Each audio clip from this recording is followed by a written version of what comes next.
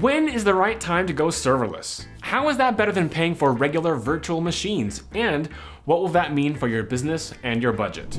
Everybody welcome. My name is Dale Richards, CEO of App Creative. We're an app development company on the Silicon Slopes of Utah, and we love building software that changes the world. If you want to innovate new app experiences, scale your technology, transform your business, and disrupt the market, start now by subscribing and hitting the bell. If we're really going to understand the importance of serverless technology, it's important to understand that in the context of business, not merely the context of technology. So I want to tell you a little business story or an anecdote about a company who is now a client, but previously was basically a prospect of ours. When we first started talking, we talked about opportunities to collaborate and how we could help each other.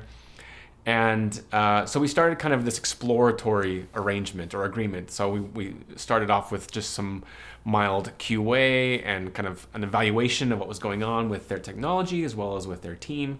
During this initial introductory period of time, this company was entertaining some investors, international investors, deep pockets. They wanted to invest in this company, and that group of investors wanted to perform their technical and financial due diligence to see if they wanted to invest in this company. So I got invited to participate in some of these meetings to ask, what this technology could do, how was it built. Basically what happened is that these investors decided not to invest at that time because the technology simply wasn't mature enough to do what those investors needed it to do. And that's really hard news to hear, right? If you've got someone who's interested in putting money in your business and then they say no, that kind of hurts, especially if you spent months cultivating a relationship with these investors, and they've got deep pockets, you're so excited. And even when those investors, they liked what they saw initially. This is a growing fintech company, already in the market, monetized, generating ARR, that's annual recurring revenue. All these are really positive indicators. But the main problem that these investigators saw was that this company's app was operating on a simple monolithic backend. And if you want to know more about monolithic and what that means, monolithic versus service-oriented versus serverless architecture, then read or watch What is Serverless Architecture? So the short version is that these investors were concerned that because of the way that the backend of this app was constructed, that it would prevent that backend from scaling and serving a lot of people. That meant the greater the load on the server, the greater the risk of performance failures and server downtime. And that's bad. Breaking apart the monolith into microservices and making them serverless could have solved that. Another challenge that this company faced was that they had a peak season. So going into the holidays, the strain on their servers grew. And after a few painful outages, the company added more virtual machines to increase their server capacity. That was an okay band-aid, but after the holidays ended, the load on the servers dropped, and then the company had to keep paying this bill for all of these virtual servers, even though they weren't really using them. That's not the best use of cash.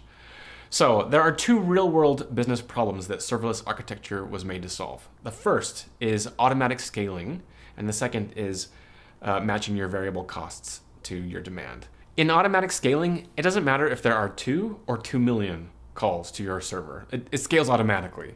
So in implementing serverless microservices, what you're doing, in effect, is transferring the burden of scaling to a third party like AWS or whoever your third-party cloud is. And it becomes their responsibility to scale your backend on demand. Now, in basic economics, it's more advantageous to let people specialize in what they do best rather than you doing it yourself. So letting a cloud provider scale your backend for you just makes good sense from an economics perspective. You're letting someone else do what they do best so that you can spend more time focusing on your business. You get specialization and efficiency. To increase efficiency further, serverless architecture allows you to match the variable costs to the demand. So going back to this experience with this company, not only were they paying for servers that they didn't need during their off-season, but they're also paying for the administration of those servers. So that includes operations, configuration, monitoring, like all of the things that you're paying someone in the network operations center or the NOC to do. Going serverless means that you'll pay for what you use.